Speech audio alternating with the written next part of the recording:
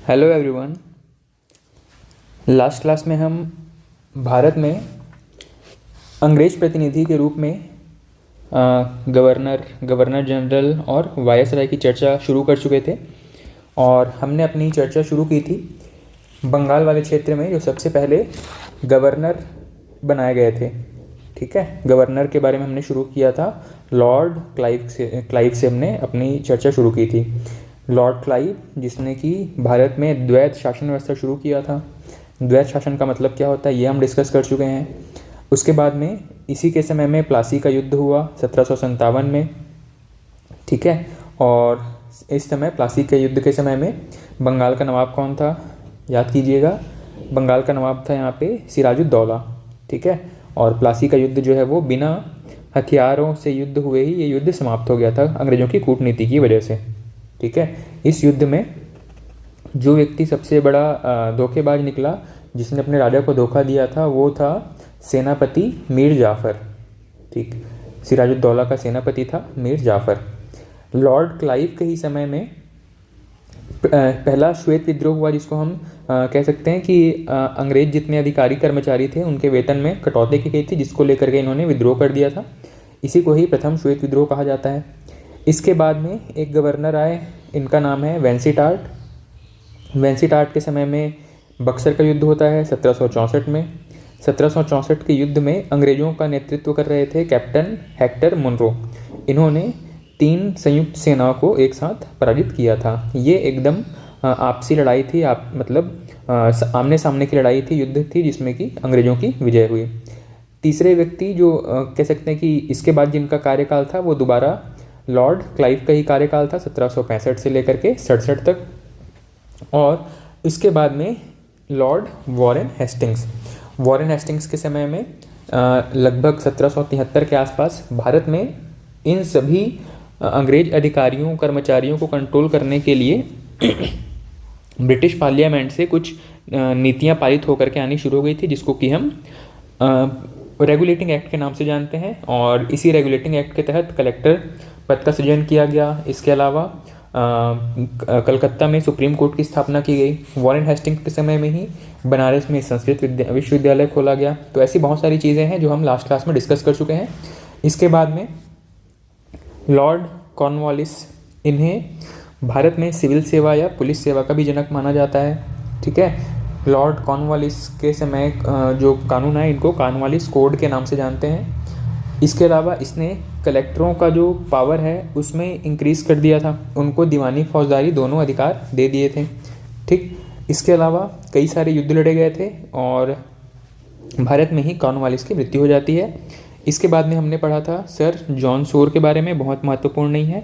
और इसके बाद में हमें जो सबसे महत्वपूर्ण है हमारे लिए, इनके बारे में पढ़ना है लॉर्ड वेलेस्ली। ठीक है, लॉर्ड वेलेस्ली के बारे में हमें पढ़ना है।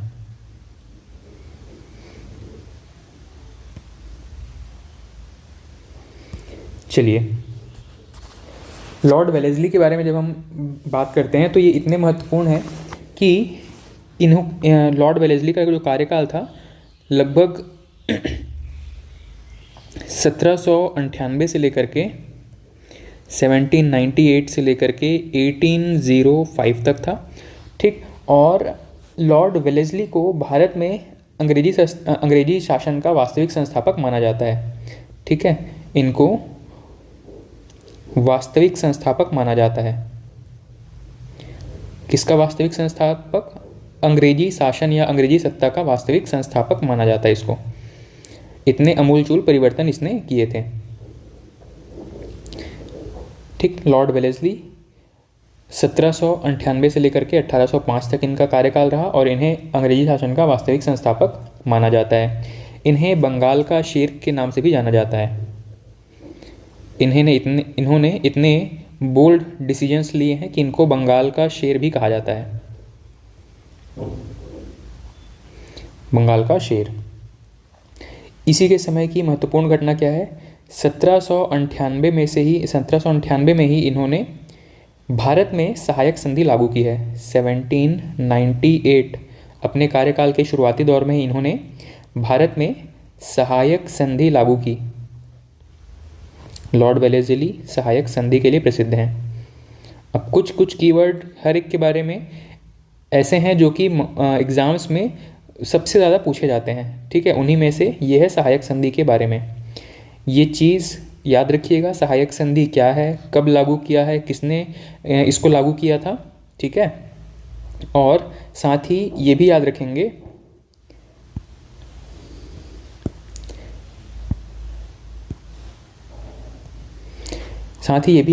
कि इस सहायक संधि के अंदर क्या क्या प्रावधान किए गए थे। सबसे पहले सहायक संधि में एक प्रावधान किया गया था, मैं इसको नोट करता हूँ एक एक करके। सबसे पहला प्रावधान ये था कि कोई भी रियासत जो सहायक संधि स्वीकार करता है उन्हें अपने राज्य में एक सैनिक टुकड़ी रखनी पड़ेगी जिसका खर्च वह राज्य स्वयं वहन करेगा और इनकी पूरी सत्ता जो है वो ब्रिटिश ईस्ट इंडिया कंपनी के हाथों में चली जाएगी, ठीक है। उस राज्य में ही एक सैनिक टुकड़ी रखनी पड़ेगी जिसका खर्च वह राज्य अपने राजस्व से, अपने जेब से उठाएगा और उनकी पूरी सत्ता है, डिसीजन मेकिंग पावर है, वो अंग्रेज़ों के हाथों में चली जाएगी। ये है पहली शर्त। पहली शर्त क्या है? अपने राज्य में सैनिक टुकड़ी रखना।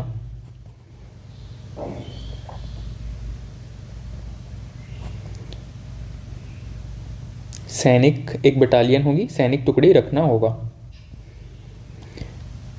ठीक। इनकी दूसरी शर्त क्या है? इस सहायक संधि में दूसरी शर्त ये थी कि जो भी राज्य सहायक संधि स्वीकार कर चुका है, जो भारतीय राज्य सहायक संधि के अंतर्गत शामिल हो गया है, उसे किसी विदेशी राज्य से या अपने पड़ोसी राज्यों से कोई भी राजनैतिक संबंध नहीं रखने हैं।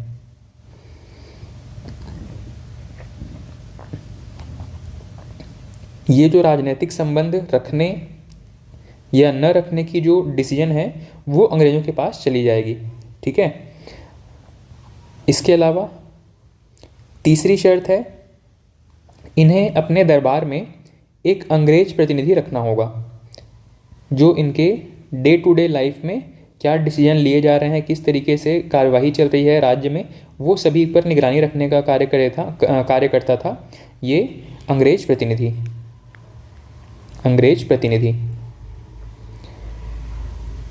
राज्य की सेना में एक अंग्रेजी सेना का बटालियन रखना तो था, लेकिन उसके अलावा जो कह सकते हैं कि जो दरबार होता था, राजा जहाँ पे बैठ करके अपने मंत्रियों के साथ निर्णय लेता था, उस दरबार में भी जब भी वो बैठक होगी, जब भी दरबार लगेगा, वहाँ पे एक अंग्रेज प्रतिनिधि भी उस बैठक में शामिल होगा, ठीक है। इस संधि को स्वीकारने वाला सबसे पहला राज्य था हैदराबाद। फर्स्ट राज्य जिसने कि सहायक संधि स्वीकार किया था ये था हैदराबाद। अब एक और प्रश्न पूछा जाता है कि भारत में सहायक संधि का कॉन्सेप्ट सबसे पहले किसने दिया था? तो एक्चुअली में सहायक संधि का जो कॉन्सेप्ट है वो अंग्रेज़ों से पहले ही, यहाँ पे आपने एक नाम पहले ही पढ़ लिया है, इनका नाम है डुप्ले। अब मुझे बताइएगा ये फ्रांसीसी गवर्नर थे या पुर्तगाली गवर्नर थे या आयरलैंड के थे, ठीक है। याद रखिएगा डुप्ले जो है वो यहाँ पे फ्रांसीसी गवर्नर हैं, फ्रांसीसी गवर्नर।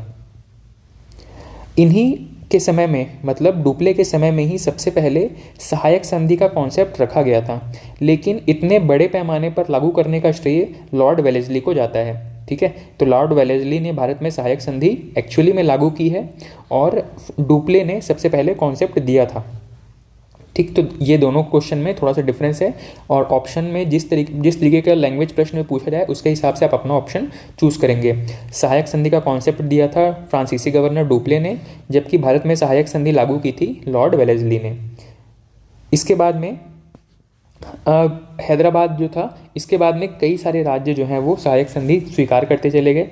जैसे हैदराबाद के बाद में मैसूर, इसके अलावा तंजौर, अवध हो गया, इसके अलावा जो मराठा थे जिनमें पेशवाओं ने भी सहायक संधि स्वीकार की थी, ठीक। इनके अलावा पेशवा की जो कई ब्रांचेस थी, भोसले थे, सिंधिया थी, होलकर थे, इन सभी ने धीरे धीरे करके सहायक संधि स्वीकार किया और अंग्रेजों का साम्राज्य विस्तार होता चला गया।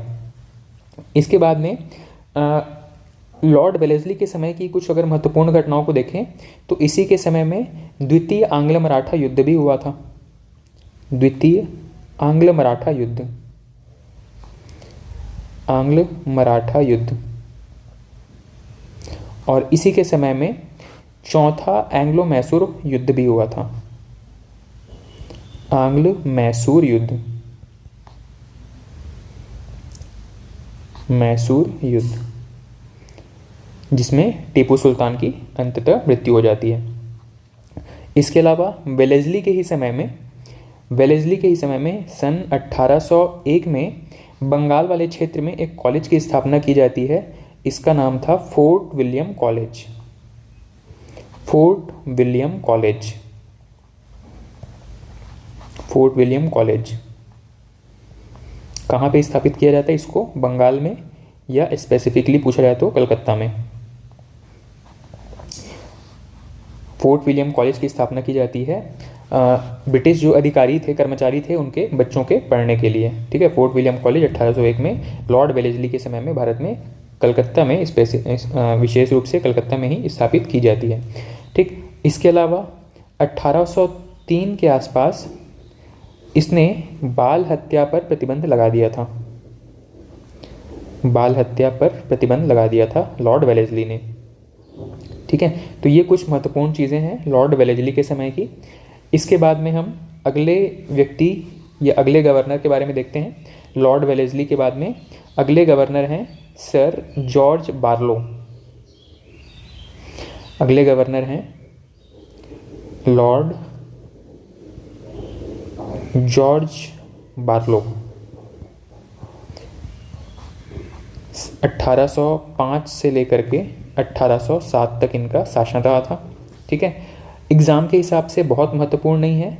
इनके बारे में सिर्फ एक प्रश्न जो है वो पूछा गया है पीएससी के किसी एग्ज़ाम में। प्रश्न ये था कि इनके समय में एक सिपाही विद्रोह हुआ था। ठीक है, तमिलनाडु वाले एरिया में इनके समय में ही एक सिपाही विद्रोह हुआ था। इस जगह का नाम था वेल्लोर। वेल्लोर में जो विद्रोह हुआ था इसी को कहा जाता है वेल्लोर का सिपाही विद्रोह। ये वेल्लोर कहाँ पे है? तो तमिलनाडु में है। ठीक, वेल्लोर का सिपाही विद्रोह, वेल्लोर का सिपाही विद्रोह, ये वेल्लोर कहाँ पे है? तमिलनाडु में। ठीक, वैसे भारत में 1857 की जो क्रांति है उसी को ही हम सबसे बड़ा सिपाही विद्रोह मान करके चलते हैं, लेकिन इसे हम उस 1857 की क्रांति का पूर्वगामी भी कह सकते हैं। उससे पहले ही ये जो छोटा सा विद्रोह हुआ था, सिपाही विद्रोह, ये तमिलनाडु वाले एरिया में हुआ था। ठीक है, और इसका मुख्य रीज़न क्या था? इसका मुख्य रीज़न है हिंदू और मुस्लिम जो सिपाही थे उनकी धार्मिक भावनाओं को आहत करना। असल में यहाँ पे जो सर जॉर्ज बार्लो थे, इन्हीं के समय में एक नियम लेके आया गया जिसको कि हम कहते हैं सेना में ड्रेस कोड। भाई जब कहीं पे भी ड्रेस कोड लागू किया जाता है इसका मतलब है कि आपको वही ड्रेस पहन करके और उस स्थान पे जब भी काम कर रहे हैं तो वही ड्रेस पहन करके उनके पूरे कोड को, नियमावली को फॉलो करना है। इस ड्रेस कोड में ये था कि हिंदू जो हैं वो अब माथे पर तिलक नहीं लगा सकते हैं। अपने कार्य अवधि के दौरान हिंदू जो सिपाही हैं वो तिलक नहीं लगाएंगे, कोई भी रिलीजियस सिंबल वाले कपड़े धारण नहीं करेंगे। ये सारे नियम बने थे हिंदुओं के लिए, मतलब सभी सेना के सभी व्यक्तियों के लिए, जिसमें कि हिंदुओं की एक धार्मिक भावना आहत हो रही थी क्योंकि वो माथे पर तिलक लगाते थे। साथ ही मुस्लिम सिपाहियों को एक इनके कानून से दिक्कत होने लगी। वो कानून ये था कि वे दाढ़ी मूछ नहीं रख सकते, मतलब दाढ़ी हटाना अनिवार्य हो गया था। दाढ़ी हटाना अनिवार्य हो गया था। ठीक है, इस कानून ने मुस्लिम जो सिपाही थे उनकी धार्मिक भावनाओं को आहत किया, क्योंकि वो उनके धर्म में दाढ़ी रखने की शिक्षा दी जाती है। ठीक है, मुस्लिम धर्म में दाढ़ी रखने की शिक्षा दी जाती है। और अंग्रेज़ों ने जो ड्रेस कोड लाया था उसमें क्लीन शेव रहना और किसी भी तरीके के धार्मिक सिंबल वाले ऑब्जेक्ट्स कैरी ना करने की सलाह दी गई थी, जैसे कि टीका हो गया, कोई भी गमछा हो गया, इस तरीके की कोई भी चीज़ जो है वो इनके ड्रेस कोड से बाहर थी। इसीलिए हिंदू और मुस्लिम दोनों ही भड़क गए थे। यहाँ पे मुस्लिम जो थे वो उनको दाढ़ी रखने वाली जो कानून थी, दाढ़ी न रखने वाला जो कानून था, उससे दिक्कत होने लगी और इन दोनों ने ही मिल करके विद्रोह कर दिया। तमिलनाडु वाले एरिया में जो विद्रोह हुआ था, जिसको कि वेल्लोर का विद्रोह कहते हैं, उसके पीछे का रीज़न आपने समझ लिया। और ये जो विद्रोह है लगभग 1806 के आसपास ये विद्रोह होने शुरू हो गए थे। ठीक है, और इस विद्रोह के बाद में कहते हैं कि ये सारे नियम जो है वो लागू करने के लिए अंग्रेज़ों ने सैनिकों का खूब दमन किया और धीरे धीरे सैनिक इस चीज़ को एक्सेप्ट करते चले गए। इसके बाद में जो अगले प्रमुख व्यक्ति हैं जिनको कि गवर्नर बनाया गया है, ये हैं लॉर्ड मिंटो।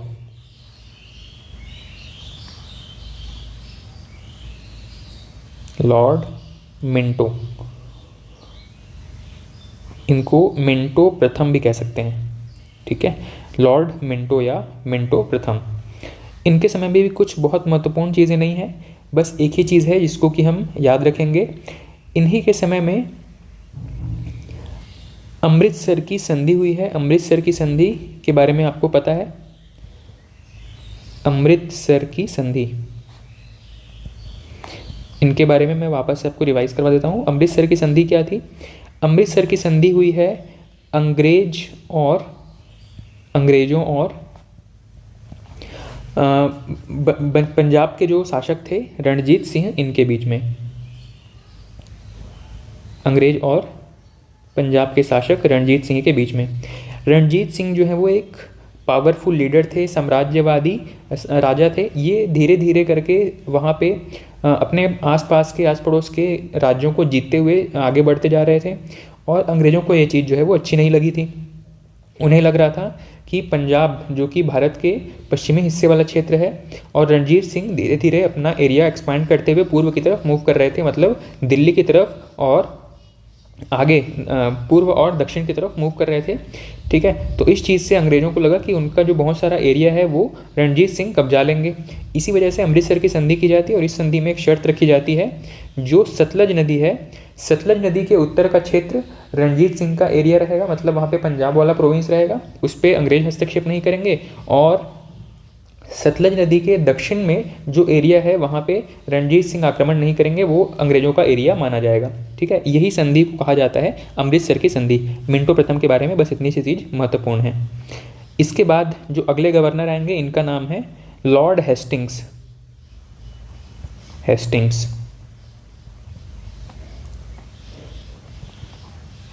लॉर्ड हेस्टिंग्स, इनका कार्यकाल था 1813 से लेकर के 1823। मिंटो का कार्यकाल था 1807 से लेकर के 1813 तक। ठीक है, तो लॉर्ड हेस्टिंग का कार्यकाल है 1813 से लेकर के 23। अब एक कन्फ्यूज़न वाला पॉइंट है, ये जो हेस्टिंग नाम है आप पहले ही पढ़ चुके हैं। ठीक, ये हेस्टिंग नाम जो है पहले ही कहाँ पे पढ़े हैं आपने? जब हमने लॉर्ड वॉरेन हेस्टिंग के बारे में पढ़ा था तो वहीं पे ये शब्द आपने पढ़ा हुआ है, लॉर्ड हेस्टिंग। असल में ये दो अलग अलग लोग हैं, लॉर्ड वॉरेन हेस्टिंग अलग हैं और लॉर्ड हेस्टिंग अलग हैं। लॉर्ड वॉरेन हेस्टिंग के समय में रेगुलेटिंग एक्ट आया था, 1773 का रेगुलेटिंग एक्ट, और लॉर्ड हेस्टिंग के कार्यकाल में यहाँ पे पहला चार्टर एक्ट आता है। तो ये अलग अलग चीज़ें हैं, इनको ध्यान रखिएगा। लॉर्ड हेस्टिंग के बारे में अगर देखना शुरू करें महत्वपूर्ण चीज़ें, तो इनके बारे में भी कुछ एक पॉइंट है जो कि एग्ज़ाम में रिपीटेडली पूछी गई हैं, बार बार पूछी गई हैं। जैसे भारत में रेगुलेटिंग एक्ट आना शुरू हुए थे सन 1773 से, पहला रेगुलेटिंग एक्ट कहा जाता है। रेगुलेटिंग एक्ट का प्रावधान क्यों किया गया? अंग्रेज अधिकारी या कर्मचारियों को नियंत्रित करने के लिए, रेगुलेट करने के लिए। ठीक है, ये जो रेगुलेटिंग एक्ट आया इसमें ये प्रावधान था कि हर 20 साल में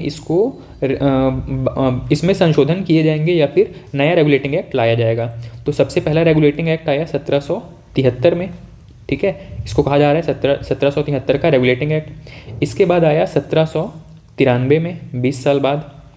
1793 से 20 साल बाद कौन सा वर्ष आ जाएगा? 1813। इसीलिए 1813 में एक और कानून लेकर लाया गया है ब्रिटिश संसद के द्वारा। इसको हम कह रहे हैं चार्टर एक्ट।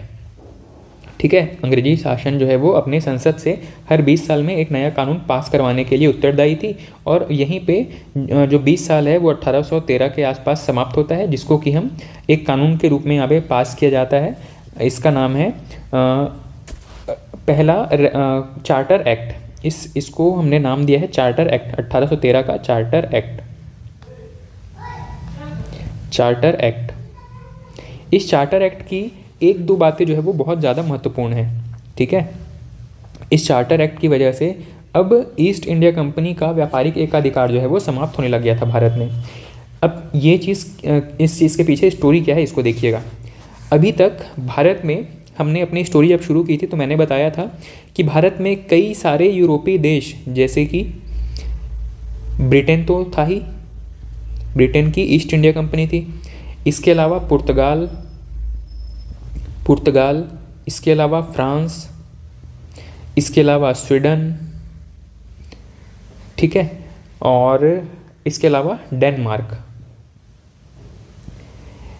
ये बहुत सारे जो यूरोपीय देश थे वो भारत आने शुरू हो गए थे, लेकिन ब्रिटेन ने बाकी सभी को युद्ध या किसी संधि के द्वारा अपने में मिला लिया, ठीक, या उनसे वैवाहिक संबंध स्थापित कर लिए, या उनकी जो पूरी कंपनी थी उसको खरीद लिया। इस तरीके से वो किसी को भी भारत में टिकने नहीं दिए। अंत में केवल एक ही शक्ति बची थी, इसका नाम है ब्रिटेन, या ब्रिटेन की ईस्ट इंडिया कंपनी, ब्रिटेन की ईस्ट इंडिया कंपनी। लेकिन अब ब्रिटेन की ही जो ईस्ट इंडिया कंपनी है उसी को कंपटीशन देने के लिए ब्रिटेन के अंदर से ही अन्य बहुत सारी कंपनी जो है वो भारत आने के लिए उत्सुक थी। भाई ब्रिटेन में एक ही कंपनी हो ऐसा ज़रूरी तो नहीं है ना, ब्रिटेन में कई सारी व्यापारिक कंपनियां थी, लेकिन जो लाइसेंस मिला हुआ था भारत में व्यापार का वो था सिर्फ ईस्ट इंडिया कंपनी के पास में शुरुआत से। और ब्रिटेन की सरकार जो है वो किसी अन्य कंपनी को लाइसेंस देना भी नहीं चाहती थी, क्योंकि अपने देश के ही दो अलग अलग कंपनियां कंपटीशन में उतर जाएं, ये उनको अच्छा नहीं लग रहा था। तो ईस्ट इंडिया कंपनी के लाइसेंस जो है वो अभी तक बिल्कुल सेफ एंड सिक्योर थे। इनके अलावा किसी भी कंपनी को, चाहे वो ब्रिटेन के हो या आसपास किसी भी यूरोपीय देश को, उनको अभी तक लाइसेंस नहीं दिया गया था ब्रिटेन के द्वारा भारत में काम करने के लिए। लेकिन 1813 का जो एक्ट था, इसमें यहाँ पर जो ईस्ट इंडिया कंपनी का एकाधिकार था, ठीक है, वर्चस्व स्थापित हो गया था इनका, सिर्फ इन्हीं को ही लाइसेंस दिया जाता था हर 20 साल बाद में। तो ईस्ट इंडिया कंपनी का लाइसेंस अब समाप्त कर दिया गया, समाप्त भी किया गया आंशिक रूप से, ठीक। तो इनका जो व्यापारिक एकाधिकार था, ईस्ट इंडिया कंपनी का व्यापारिक एकाधिकार समाप्त कर दिया गया, व्यापारिक एकाधिकार समाप्त कर दिया गया। इसका मतलब है कि अब ब्रिटेन की अन्य कोई भी कंपनी, चाहे वो कोई भी प्राइवेट कंपनी हो, वो भारत में आकर के व्यापार कर सकती थी, ट्रेड में पार्टिसिपेट कर सकती थी। तो इनका व्यापारिक एकाधिकार अब समाप्त हो गया, ईस्ट इंडिया कंपनी का व्यापारिक एकाधिकार समाप्त हो गया। ये बहुत महत्वपूर्ण है, इसको याद रखिएगा। 1813 के चार्टर एक्ट से ब्रिटेन की ईस्ट इंडिया कंपनी का व्यापारिक एकाधिकार समाप्त कर दिया गया। लेकिन इसमें एक ट्विस्ट है, उस जो नोट है उसको भी याद रखिएगा। व्यापारिक एकाधिकार समाप्त जब किया गया, इसमें एक कह सकते हैं कि अपवाद छोड़ दिया गया। ईस्ट इंडिया कंपनी का एकाधिकार अभी भी दो चीज़ में बना रहेगा। एक है चाय, भारत में जो भी चाय का व्यापार होगा वो चाय का व्यापार पूरी तरीके से ईस्ट इंडिया कंपनी के एकाधिकार में था। और साथ ही चीन के साथ व्यापार, चीन के साथ जनरली अफीम का व्यापार होता था, इसीलिए चीन के साथ व्यापार भी ईस्ट इंडिया कंपनी से अभी छीना नहीं गया था, ठीक। तो चाय और चीन के साथ व्यापार, ये एकाधिकार अभी भी ईस्ट इंडिया कंपनी के पास था। बाकी किसी भी चीज़ का अगर ट्रेड करना है, व्यापार करना है, उसके लिए मार्केट ओपन कर दिया गया। मतलब ईस्ट इंडिया कंपनी की मोनोपोली यहाँ पे समाप्त हो गई थी, ठीक। चाय और चीन के साथ जो व्यापार है इसको अगले 20 साल बाद छीन लिया जाएगा, ठीक। और उसके बाद में पूरे मार्केट में कोई भी प्राइवेट कंपनी आकर के काम कर सकता था। ठीक, तो अभी 1813 के एक्ट में सिर्फ ये 2 प्रोविज़न याद रखिएगा। ईस्ट इंडिया कंपनी का व्यापारिक एकाधिकार छीना गया, जिसमें कि अपवाद स्वरूप चाय और चीन के साथ व्यापार का जो पावर था वो ईस्ट इंडिया कंपनी के पास बना रहा। ये अभी भी ईस्ट इंडिया कंपनी के पास था, ईस्ट इंडिया कंपनी के पास। ठीक, ये चीज़ सबसे महत्वपूर्ण है। इसको लॉर्ड हेस्टिंग के समय में कोई चीज़ अगर याद रखनी है, 1813 के चार्टर एक्ट में कोई चीज़ याद रखनी है, तो ये बहुत महत्वपूर्ण चीज़ है। ठीक, इसके अलावा जो गौण चीज़ें हैं या सेकेंडरी चीज़ है जिसको कि आपको याद रखनी है, उनको देख लेते हैं।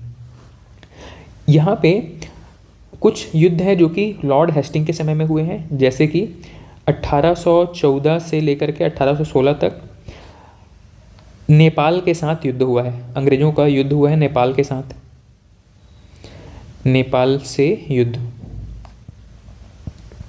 और इस युद्ध के बाद में इन्होंने क्या किया था, नेपाल को हरा दिया था, और नेपाल को हरा करके एक रेजिमेंट है, आपको पता है, गोरखा रेजिमेंट, भारतीय सेना में एक सेना की टुकड़ी है, इसको कहा जाता है गोरखा रेजिमेंट। ठीक है, तो गोरखा को ब्रिटिश सेना में शामिल किया, गोरखा सेना को ब्रिटिश सेना में शामिल। उसके पीछे उनके अपने फ़ायदे थे। ठीक है, गोरखा जो हैं, जो तराई रीजन में, नेपाल और भारत के तराई रीजन के आसपास जो पर्वत हैं वहाँ पे जो लोग रहते हैं, इनको गोरखा कहा जाता है। ये पहाड़ी क्षेत्रों में या दुर्गम क्षेत्रों में, ठंडे इलाकों में रहने के लिए ये वेल ट्रेंड हैं। इनकी हाइट थोड़ी सी भले कम होती है, लेकिन ये बहुत अच्छे फुर्तीले फाइटर्स होते हैं, इसीलिए इनको शामिल किया गया था ब्रिटिश सेना में। ठीक है, ब्रिटिश अधिकारियों ने अपना फ़ायदा देखा और इनको भी अपनी सेना में शामिल कर लिया।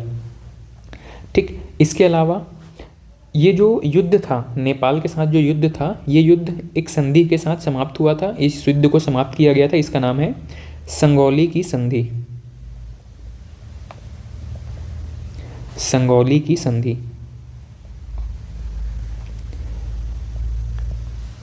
अंग्रेज और नेपाल का जो युद्ध हुआ था, इसको एंग्लो नेपाल युद्ध के नाम से जाना जाता है। संगौली की संधि के साथ ये युद्ध समाप्त हुआ था 1816 में। ठीक है, इसके अलावा लॉर्ड हेस्टिंग के समय की एक महत्वपूर्ण घटना है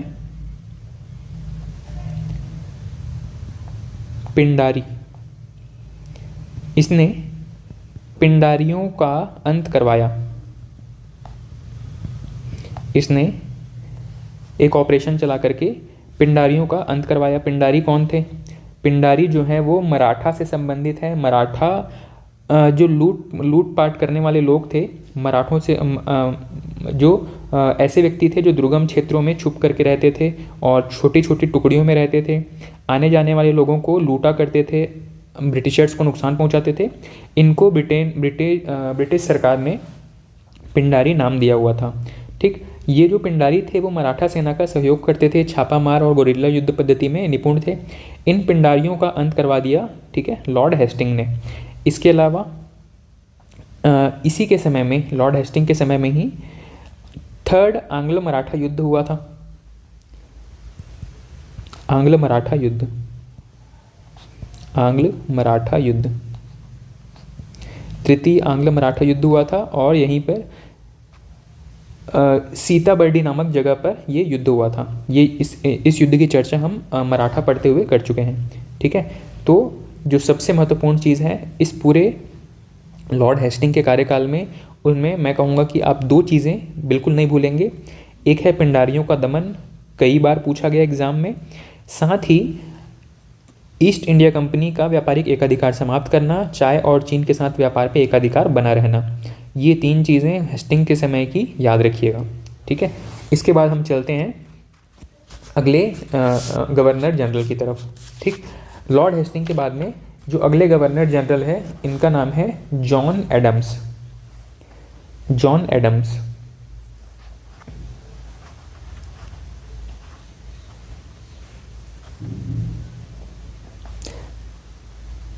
जॉन एडम्स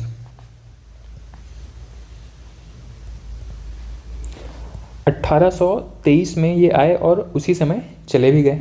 इनका कार्यकाल कुछ लंबा नहीं रहा। इनके कार्यकाल से संबंधित बस एक चीज़ याद रखिएगा, इन्होंने प्रेस, जो प्रिंटिंग प्रेस होती है जहाँ से न्यूज़पेपर्स मैगजीन वगैरह छपते हैं, उस प्रेस पर पूर्ण प्रतिबंध लागू कर दिया था। प्रतिबंध का मतलब कोई कुछ छाप ही नहीं सके, ऐसा है क्या? तो ऐसा नहीं था।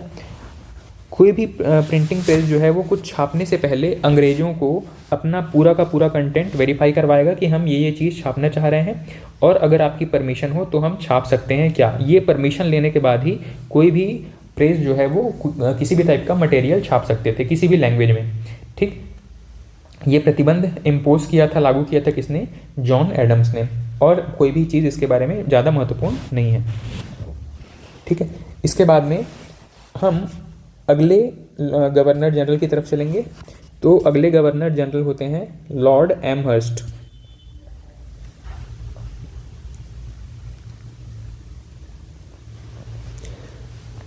अगले गवर्नर जनरल हैं लॉर्ड एमहर्स्ट। इनका कार्यकाल है 1823 से लेकर के 26 तक।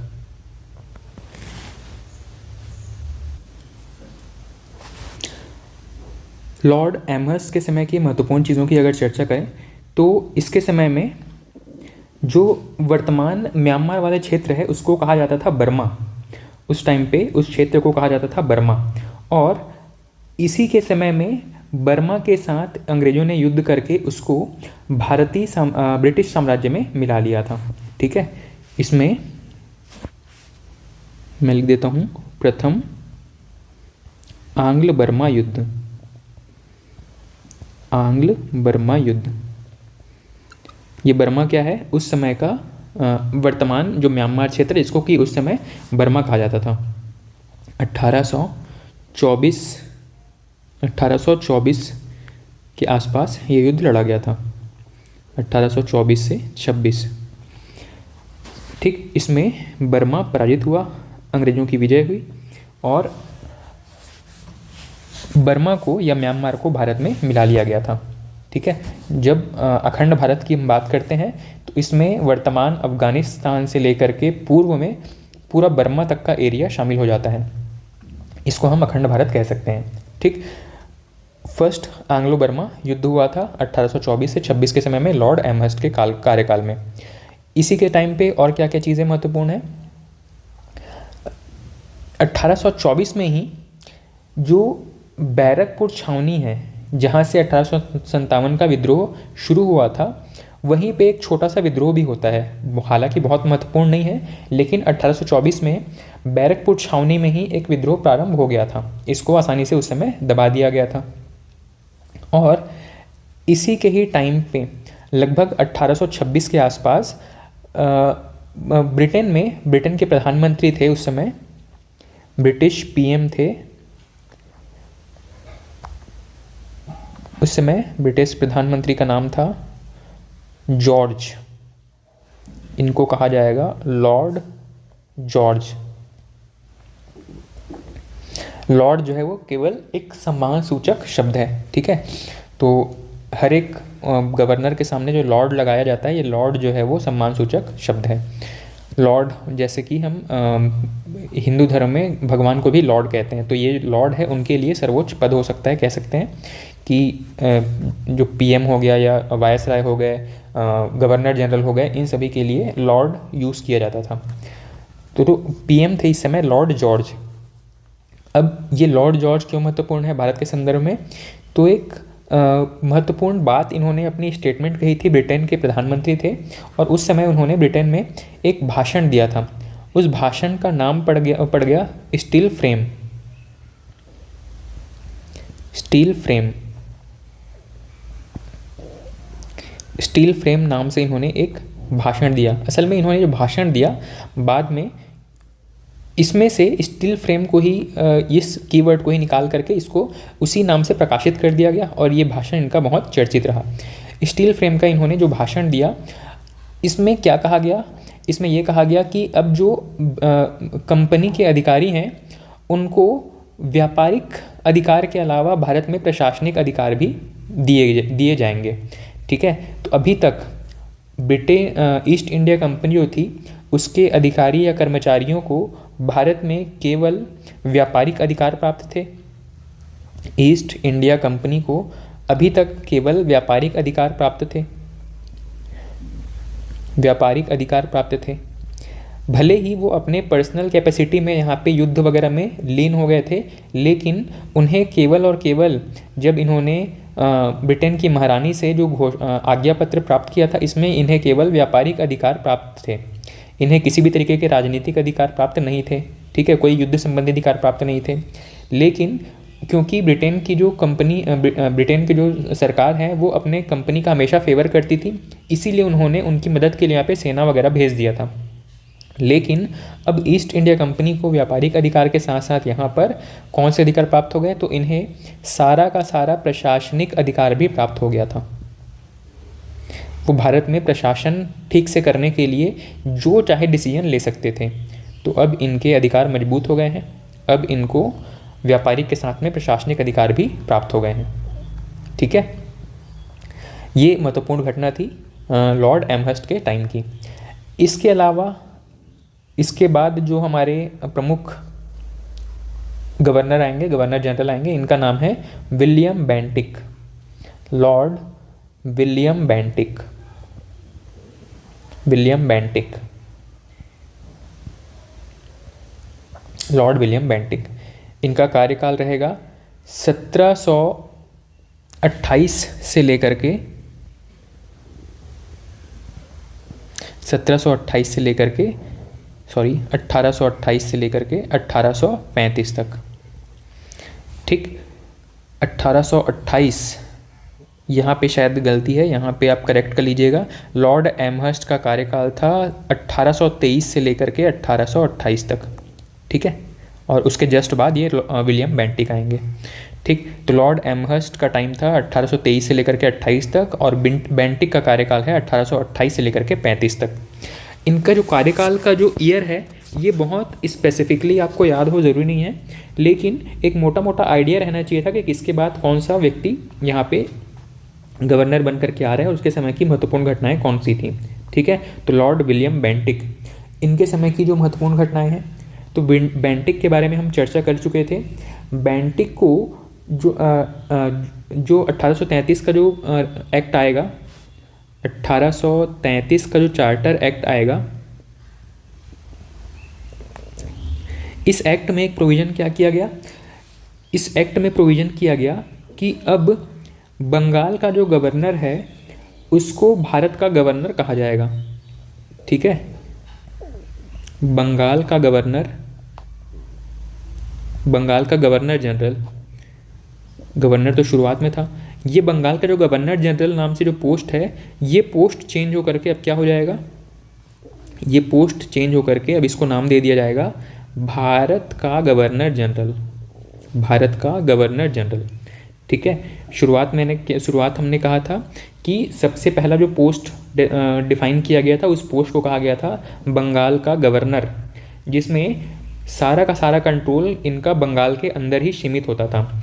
दूसरा पोस्ट आया, इसको हमने नाम दिया था बंगाल का गवर्नर जनरल, जिसमें कि बंगाल के गवर्नर के पास में 3 प्रेसिडेंसी का अधिकार प्राप्त हो गया था। कौन कौन सी प्रेसिडेंसी का, एक तो स्वयं बंगाल, दूसरा था मद्रास और तीसरा था बम्बई प्रेसिडेंसी। तीनों के गवर्नर को कंट्रोल करता था बंगाल का गवर्नर जनरल। ठीक, अब बंगाल का गवर्नर जनरल जो है वो तीनों प्रेसिडेंसी के अधीन को अपने कंट्रोल में रखता था, लेकिन जैसे जैसे इनका एरिया एक्सपैंड होता गया, अब इस डेजिग्नेशन को चेंज कर दिया गया। अब कहा गया भारत का गवर्नर जनरल, मतलब पूरा भारत जो है वो गवर्नर जनरल के कंट्रोल में आ जाएगा। तो विलियम बेंटिक जो था वो भारत का पहला गवर्नर जनरल बनता है। ठीक है, ये था बंगाल का अंतिम गवर्नर जनरल और भारत का पहला गवर्नर जनरल, भारत का पहला गवर्नर जनरल। ठीक है, और इसके बाद में जो एक पोस्ट आएगा इसको हम कहेंगे भारत का वायसराय। तो अभी वायसराय वाला दौर शुरू नहीं हुआ है, अभी भारत का गवर्नर जनरल वाला दौर यहाँ से शुरू हो जाएगा। विलियम बेंटिक 1828 से लेकर के 35, इसको भारत का पहला गवर्नर जनरल बनाया गया।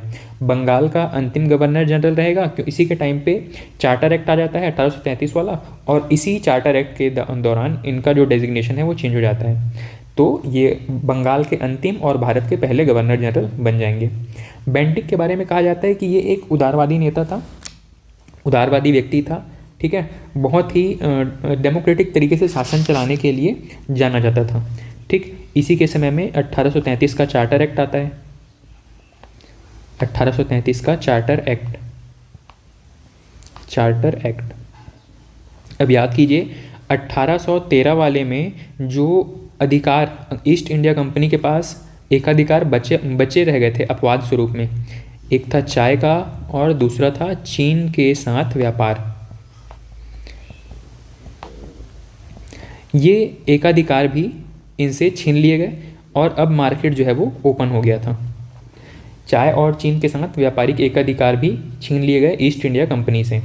अब मार्केट में कोई भी कंपनी, ब्रिटेन की कोई भी कंपनी आकर के किसी भी तरीके के व्यापार में लिप्त हो सकती थी, कोई भी तरीके का व्यापार कर सकती थी, ठीक है। ईस्ट इंडिया कंपनी का मोनोपोली यहाँ पे समाप्त हो गया, ठीक। तो 1833 के चार्टर एक्ट में ये महत्वपूर्ण प्रोविजन है, इसको याद रखेंगे। इसके अलावा विलियम बेंटिक के समय में जो महत्वपूर्ण चीज़ें हुई इनको देखते हैं। ये क्योंकि एक लोकतांत्रिक व्यक्ति के तौर पे जाने जाते थे, उदारवादी व्यक्ति के तौर पे जाने जाते थे, इसीलिए इन्होंने कई महत्वपूर्ण सकारात्मक परिवर्तन भी किए हैं भारत के प्रशासन में। सबसे पहले तो 1829 में इन्होंने सती प्रथा का अंत किया। सती प्रथा के अंत के लिए इनके साथ मिलकर के एक व्यक्ति हैं राजा राममोहन राय, इन्होंने प्रयास किए हैं। राजा राममोहन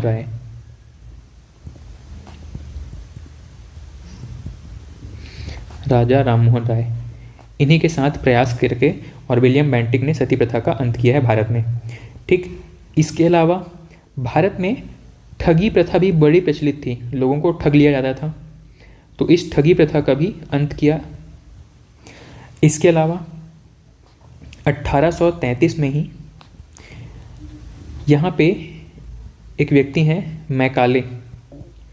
मैकाले की अध्यक्षता में एक आयोग, एक कमेटी का गठन किया गया। इसको कहा जाता है विधि आयोग, लॉ कमीशन। विभिन्न डिपार्टमेंट से संबंधित कानून, भारत में प्रशासन व्यवस्था ठीक से चलाने से संबंधित कानून निर्माण का जिम्मेदारी दिया गया था लॉर्ड मैकॉले को, और इन्हीं के समय में जो आयोग बना था इसको कहा जाता है विधि आयोग, ठीक है। और इसके बाद में 1835 के आसपास का कुछ काम महत्वपूर्ण है। 1835 में इन्होंने भारत में मैकाले समिति की रिपोर्ट के आधार पर एक नियम पेश कर दिया, और नियम ये था कि अब भारत में शिक्षा का माध्यम मीडियम ऑफ एजुकेशन, शिक्षा का माध्यम, इन्होंने लोकल लैंग्वेज को छोड़ करके इंग्लिश को मीडियम बना दिया स्टूडेंट्स के लिए। अब भारत में शिक्षा जो है वो इंग्लिश मीडियम में दिया जाना कंपलसरी कर दिया गया, ठीक है। इसके अलावा भारत में फर्स्ट मेडिकल कॉलेज की स्थापना की गई। फर्स्ट मेडिकल कॉलेज, इसकी भी स्थापना किया गया विलियम बेंटिक के ही समय में, ठीक है। तो विलियम बेंटिक के समय में ये कुछ बिंदु हैं जो कि बहुत महत्वपूर्ण है। सती प्रथा का अंत के बारे में पूछा जाता है, चार्टर एक्ट 1833 के बारे में पूछा जाता है। इसके अलावा शिक्षा को अंग्रेजी का माध्यम बनाने से संबंधित प्रश्न पूछे गए हैं, ठीक है। तो इतनी चीज़ें ध्यान रखिएगा लॉर्ड विलियम बेंटिक के बारे में। इसके बाद में अगले गवर्नर जनरल आएंगे। अभी तक बंगाल के गवर्नर जनरल थे, अब भारत के गवर्नर जनरल कहे जाएंगे। इसके बाद अगले व्यक्ति जो हैं इनको हम जानते हैं चार्ल्स मैटकॉफ के नाम से। चार्ल्स मैटकॉफ 1835 से लेकर के 36 तक इनका शासन था, और इनके बारे में भी बहुत ज़्यादा महत्वपूर्ण चीज़ें नहीं हैं। भारत के प्रथम governor general Lord William Bentinck, और दूसरे हो जाएंगे चार्ल्स मैटकॉफ। ठीक है। इनको, आपको याद है अभी हमने एक चीज़ पढ़ा था कि जॉन एडम्स नाम के जो गवर्नर जनरल थे, इन्होंने भारतीय प्रेस पर प्रतिबंध लगा दिए था। ठीक है, तो इन्हीं प्रेस पर लगाए गए प्रतिबंधों को मेटकॉफ ने हटा दिया था। प्रेस पर प्रतिबंध समाप्त किए।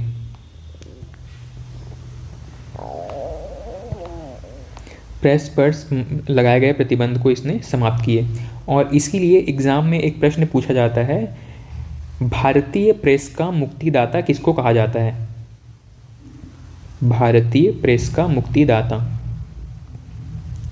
भारतीय प्रेस का मुक्तिदाता।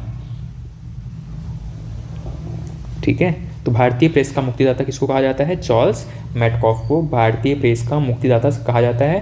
क्यों? क्योंकि इसने जॉन एडम्स के द्वारा लगाए गए प्रेस संबंधी प्रतिबंधों को समाप्त कर दिया था। ठीक है, मेटकॉफ के बारे में बस इतनी बात ध्यान रखिएगा। इसके बाद में चलते हैं अगले व्यक्ति की तरफ।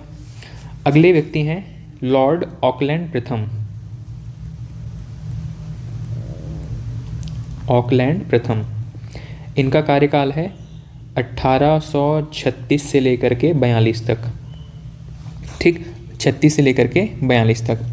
ये भी बहुत महत्वपूर्ण नहीं है, लेकिन एक दो चीज़ें हैं जो कि इनके बारे में पूछी गई हैं, बहुत रेयरली पूछी गई हैं, पर इससे संबंधित बातें हैं जो पूछी जाती हैं। जैसे कि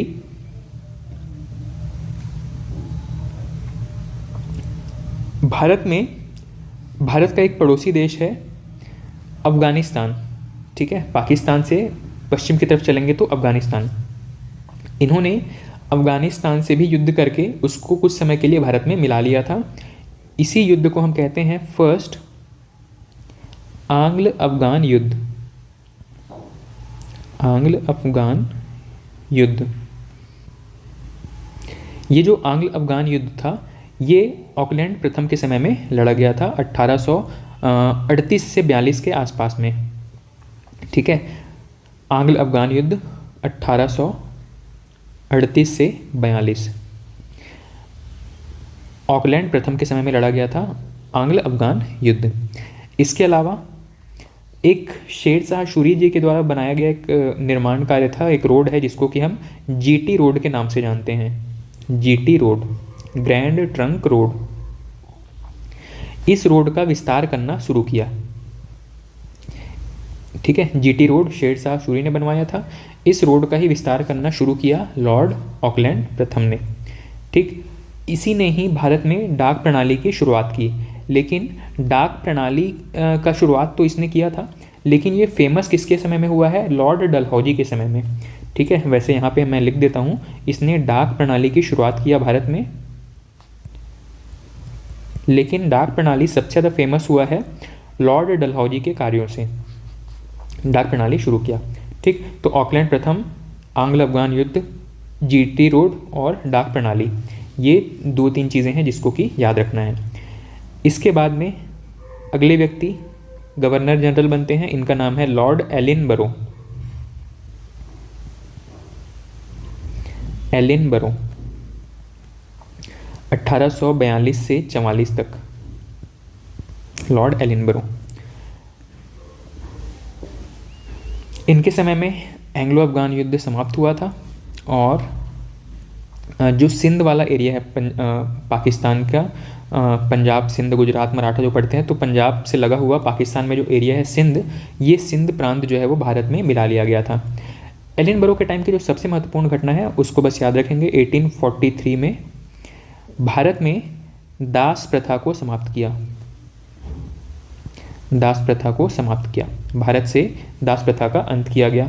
ठीक है, और इसी के समय की जो महत्वपूर्ण घटना है उसको चाहे तो बस लिख सकते हैं, सिंध प्रांत का भारत में विलय।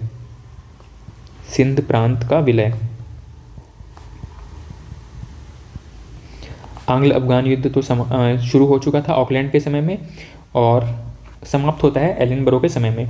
ठीक, और इसी युद्ध के बाद में सिंध प्रांत का विलय कर लिया जाता है भारत में। ठीक, इसके बाद में बस यही दो तीन चीज़ें हैं जो कि एलिनबरो के बारे में याद रखनी है। इसके बाद में जो अगले महत्वपूर्ण व्यक्ति हैं, इनका नाम याद रखेंगे लॉर्ड हार्डिंग। लॉर्ड हार्डिंग 1844 से 46 तक इनका कार्यकाल था। लॉर्ड हार्डिंग के बारे में ये याद रखेंगे कि इन्हीं के समय में कुछ युद्ध हैं जो कि शुरू हुए और कुछ युद्ध जो है वो इनके समय में ख़त्म हो रहे थे। साथ ही कुछ भारतीय कुरीतियाँ थी जिनको इन्होंने दूर करने का प्रयास किया। उसी में एक है नरबली प्रथा। नरबली प्रथा इन्हीं के समय में समाप्त किया गया। लॉर्ड हार्डिंग के समय में नरबली प्रथा समाप्त किया गया। ये महत्वपूर्ण है। ठीक है, जो भी भारत में जब आप गवर्नर जनरल के बारे में पढ़ते हैं ना, तो बस एक चीज़ याद रखेंगे, भारत में जो कुरीतियाँ थी इनको दूर करने से संबंधित जो भी महत्वपूर्ण कार्य किए हैं जिस भी गवर्नर जनरल ने हो, उनका नाम और वो प्रथा महत्वपूर्ण है। उस प्रथा का अंत किसके समय में हुआ है, ये बहुत फेवरेट क्वेश्चन है एग्जाम्स में, बार बार पूछा जाता है। ठीक है, तो नरबली प्रथा का अंत किया गया है लॉर्ड हार्डिंग के द्वारा। इसके अलावा अब इन्होंने क्या किया, पंजाब वाले एरिया को मिलाने के लिए युद्ध करने की शुरुआत कर दी थी और हार्डिंग के समय में ही प्रथम आंग्ल सिख युद्ध हुए हैं। प्रथम आंग्ल सिख युद्ध।